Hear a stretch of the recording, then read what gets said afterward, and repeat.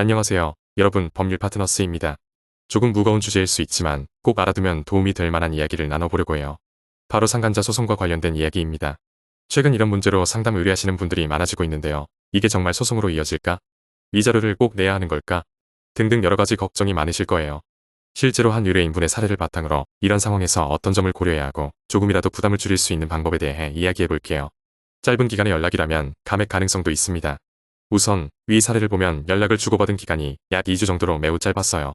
그리고 이 기간 동안 직접적으로 만남을 가지거나 사귀자는 명확한 언급이 없었던 상황입니다. 그렇다면 법적으로도 이 관계를 불륜이나 혼인 파탄의 원인으로 단정 짓기는 어렵습니다.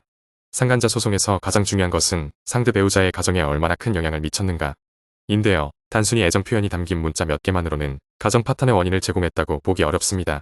물론 상대방 입장에서는 화가 나겠지만 법적으로는 만남의 기간과 내용이 중요한 판단 기준이 됩니다. 죄책감과 퇴사 의사, 긍정적으로 작용할 수 있어요. 사례에서 의뢰인은 연락을 시작한 지 며칠 되지 않아 죄책감을 느끼셨고 이를 바로잡기 위해 퇴사를 결심하셨다고 해요.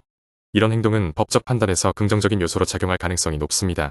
왜냐하면 불륜관계를 지속하려는 의도가 없었다는 점을 보여주기 때문입니다.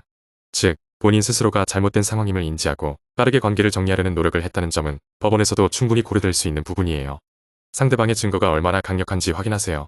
상대방이 상간자 소송을 진행하려면 명확한 증거가 필요합니다. 여기서 증거란 단순히 문자 몇 개가 아니라 두 사람이 실제로 불륜 관계였음을 입증할 수 있는 구체적인 자료를 말해요. 예를 들어 두 사람이 호텔이나 모텔에서 만났다는 기록, 신체적 접촉이 있었다는 증거, 장기간에 걸친 친밀한 대화 내용 등. 하지만 이번 사례에서는 문자 메시지 외에는 특별한 증거가 없는 것으로 보입니다. 따라서 상대방이 소송을 제기하더라도 위자료 금액이 크게 책정되기는 어려울 가능성이 높습니다. 마지막으로 드리고 싶은 말씀은 너무 겁먹지 않으셔도 된다는 거예요. 물론 이런 상황 자체가 스트레스일 수밖에 없지만 법적으로 판단했을 때 의뢰인님께 불리한 요소는 많지 않아 보입니다. 또한 상간자 소송은 감정적인 문제와 얽혀있기 때문에 상대방이 소송을 준비한다고 하더라도 실제로 법적 절차로 이어지지 않는 경우도 많습니다. 상대방 입장에서도 시간과 비용이 들기 때문이에요. 오늘은 상간자 소송과 관련된 현실적인 조언들을 나눠봤어요. 이런 일이 발생하면 누구나 당황하고 걱정되기 마련인데요. 중요한 건 너무 스스로를 자책하지 않는 것입니다. 이미 죄책감을 느끼고 관계를 정리하려는 의지를 보이셨으니 앞으로는 더 신중하게 행동하시면 됩니다.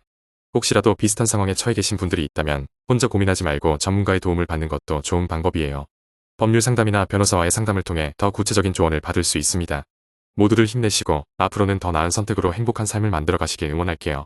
더 궁금하신 점이나 도움드릴 일이 있으면 언제든지 문의주세요. 감사합니다.